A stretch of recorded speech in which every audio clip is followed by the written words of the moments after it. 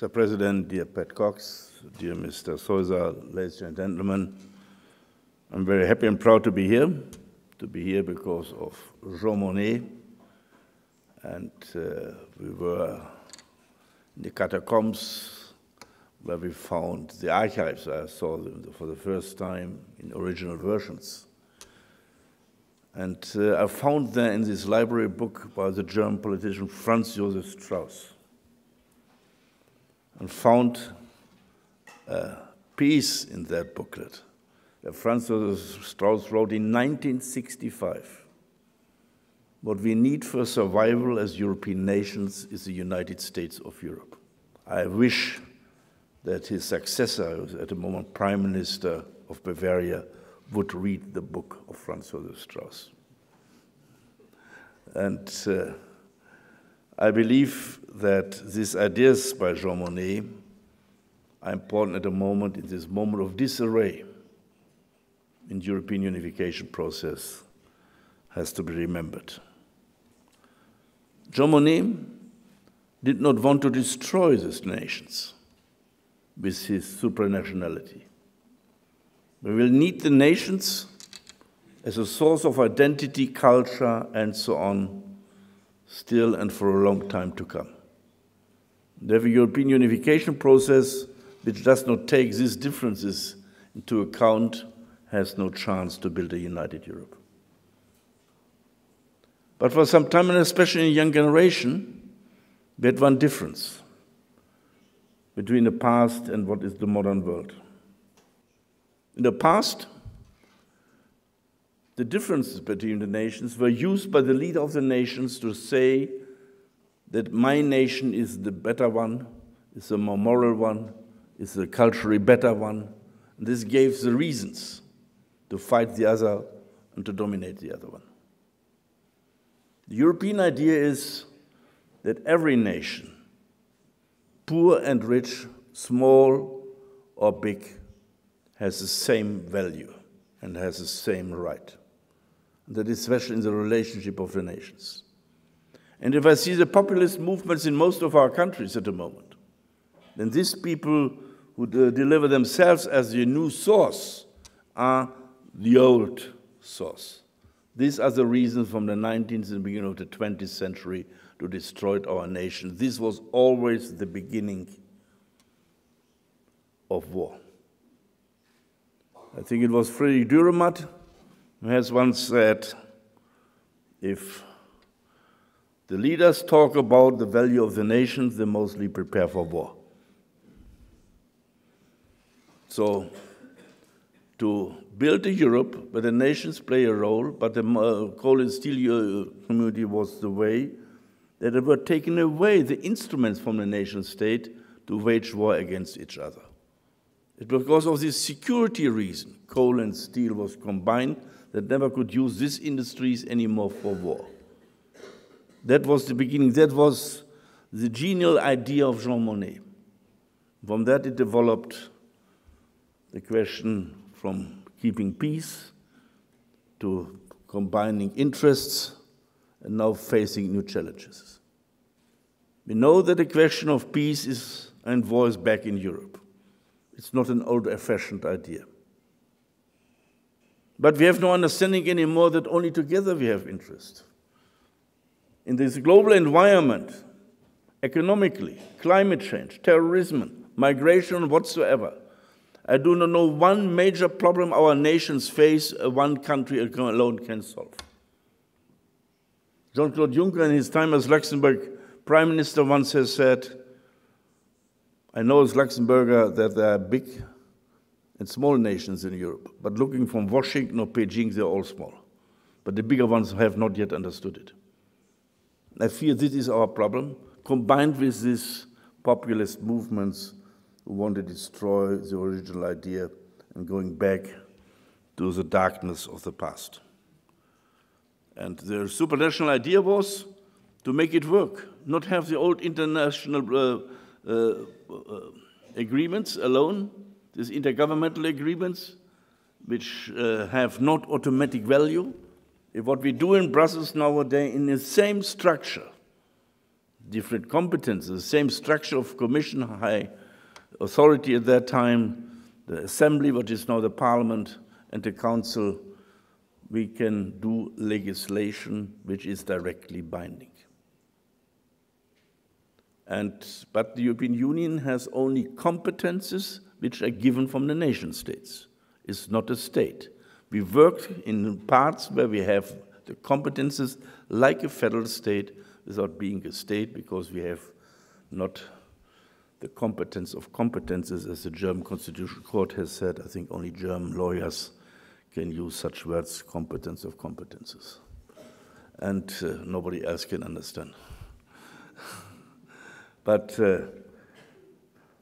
I think this we have to use now in a new world where we have challenges which makes Europe unpopular, because Europe has not the ability to solve it, because we have not yet the instruments to do it. The financial crisis which came from the outside met a Europe which had not the instrument to answer to that. And we had in the last 5-6 years difficult steps to go to change our legislation in order to manage it, what we do now. And the same with the refugee crisis. Schengen is a great thing. But we cannot keep the security to the outside borders. And we Germans, for example, had a nice time. We had no border guards anymore and said, Malta and Greece will look after you, us. That does not work. We in the European Parliament, others have proposed 15 years ago to organize the European Border and Coast Guard. We are now on a way to do that. But it's always with the European Union, this integration process. We come to a solution step by step when the crisis is there. Before a crisis is not there, it's difficult to move. It's a psychological question, as a fear. But I think that is a similar thing sometimes in national politics, that you only, if it's really the problem is on the table, you convince the people to follow proposals for the special reforms. And I must say that we have to concentrate on that, and Turkey is part of the situation. European Union and Turkey has common interests. I will say something about it. Despite the internal situation of Turkey, I would feel better if Turkey would be a part of the West instead to be somewhere else. If you look on the map, Turkey is strategically even more important for Europe than it was in the time of the Cold War, whether we like it or not. But Turkey is on that place in the geography where it is.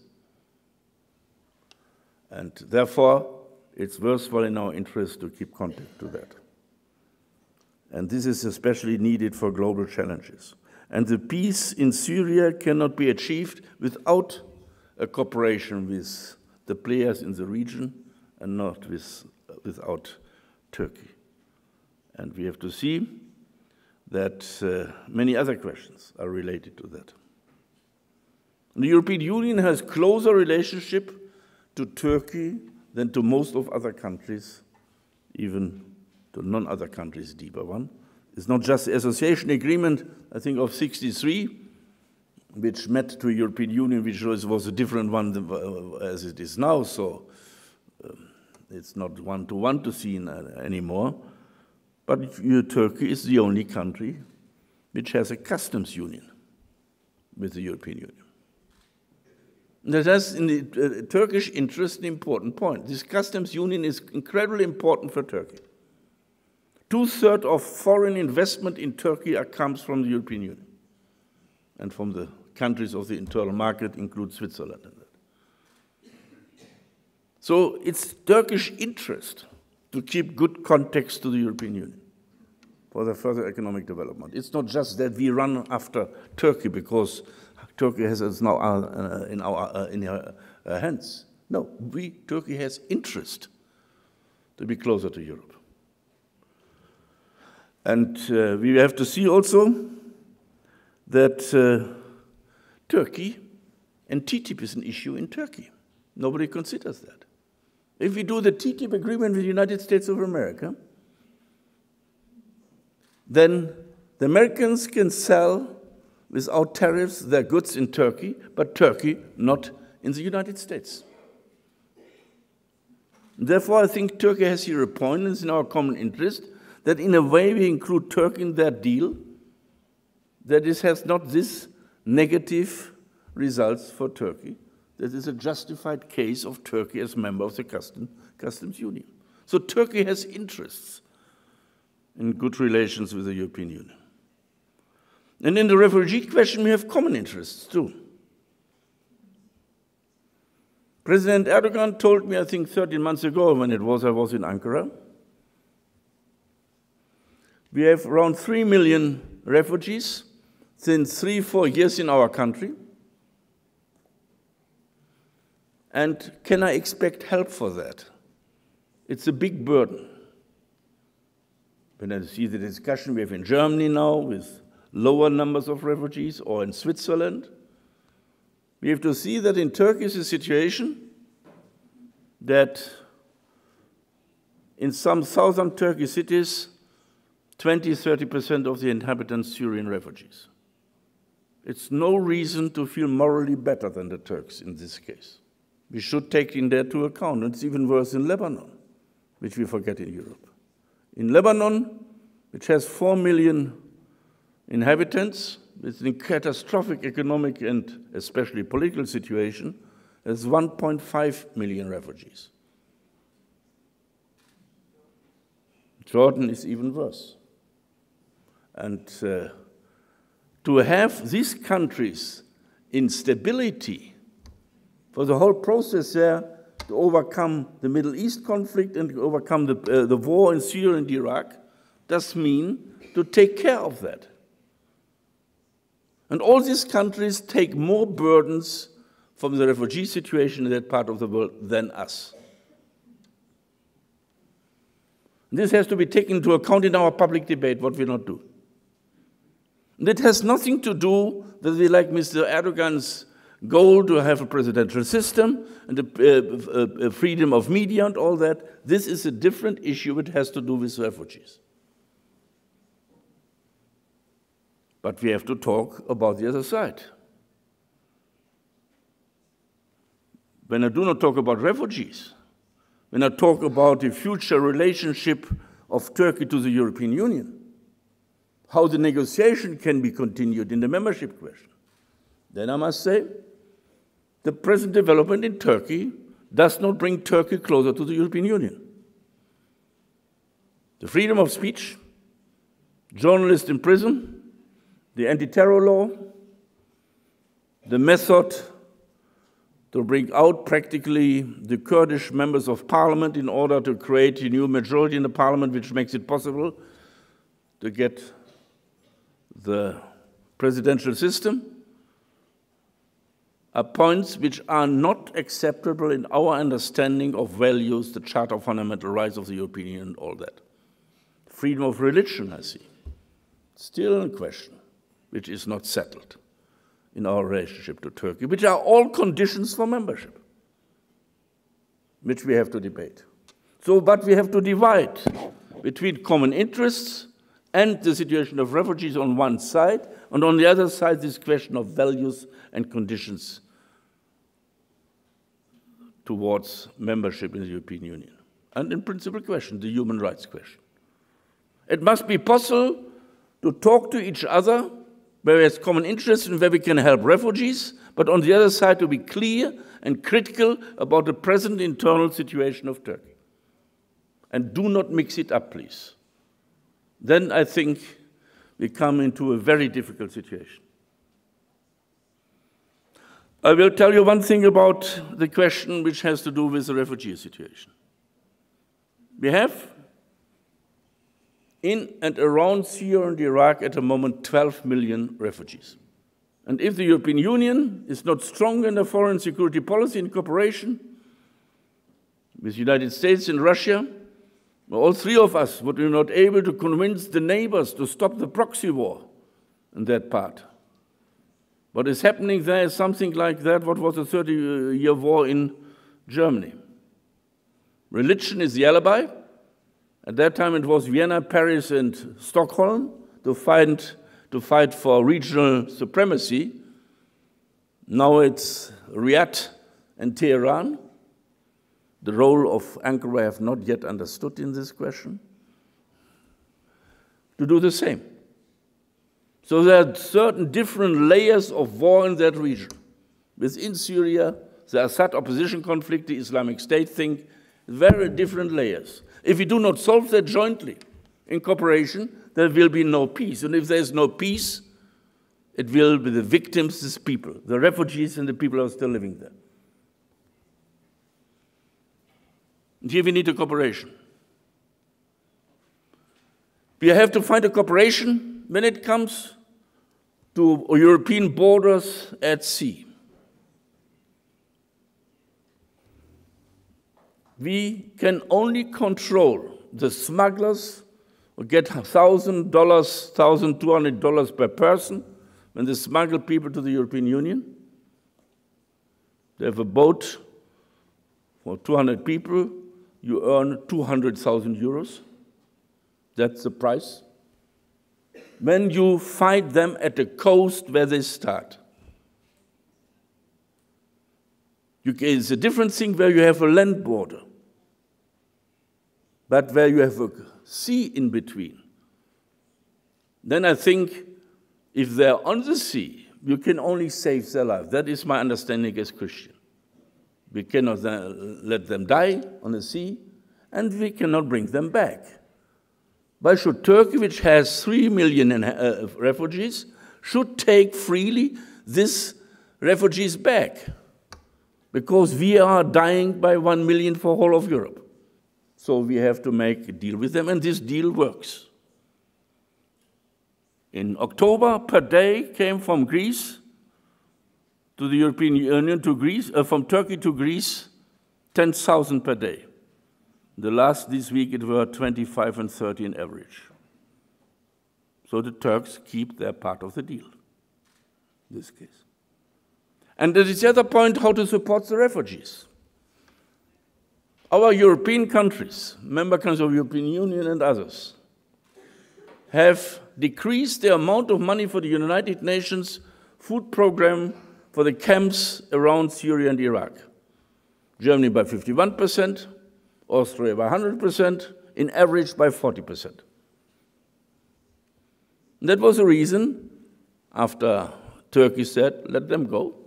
Why should we keep them alone without the support? At the same time came the message to these refugees, 800 calories per day, per person. That was not a Turkish mistake, that was our mistake. 1 year ago. Then in summer it started. What we do now with this deal is to give until 2019 6 billion euros, not to Turkey's budget, but to support the refugees, for medical service, for schools. If you have in that Syrian refugees, we have 3, 4, 5, 6 years. Children have no school, no education. It will be the next victims for recruitment by the Islamic State.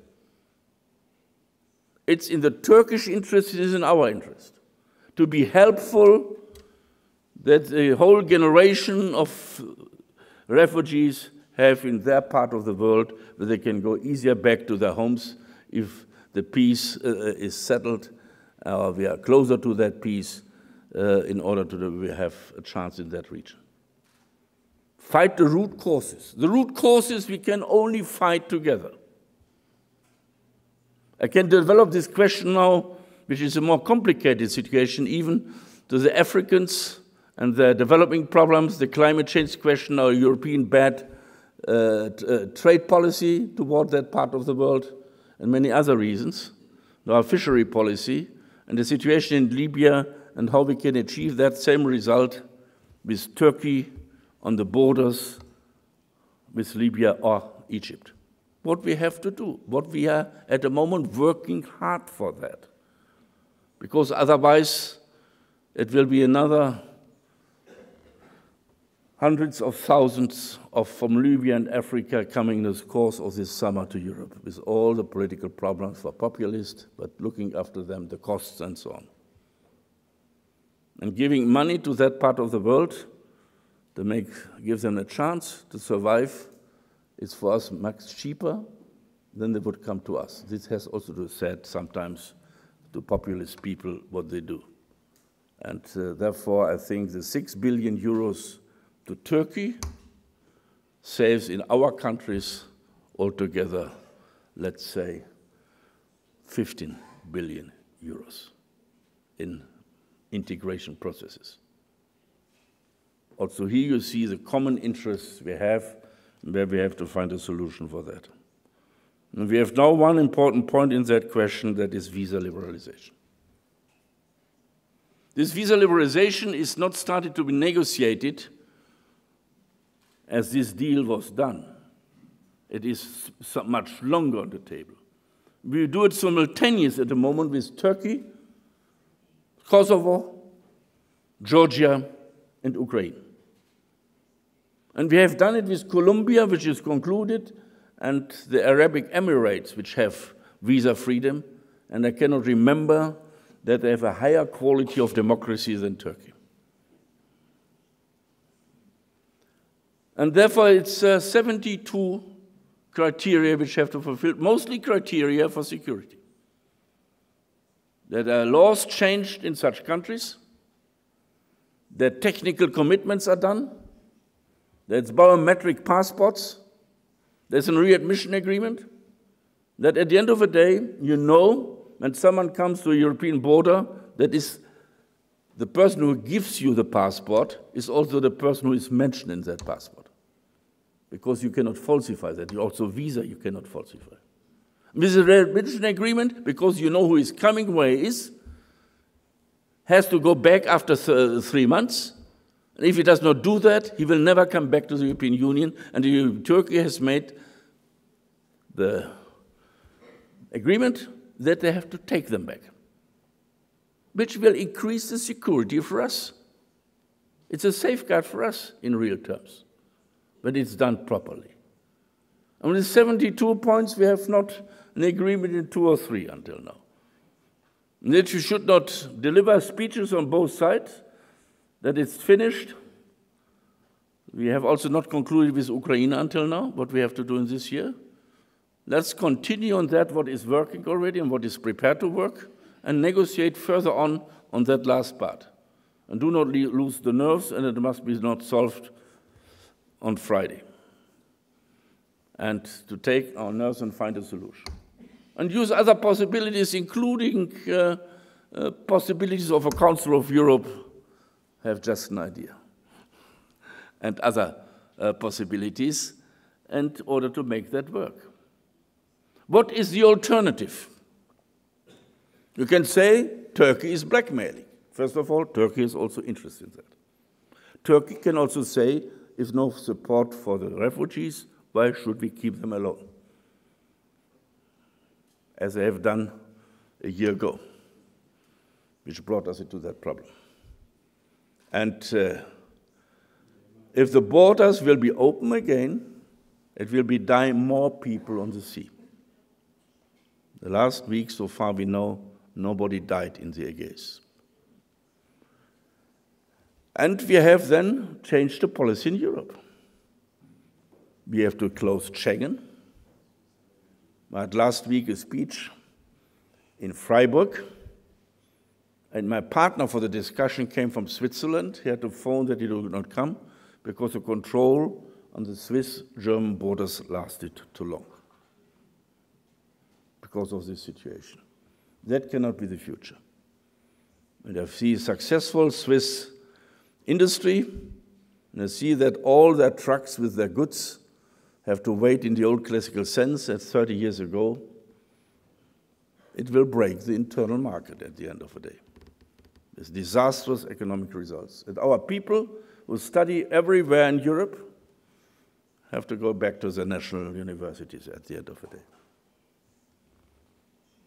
And the result is also to make fences. Fences which are so high as they were in the Berlin Wall.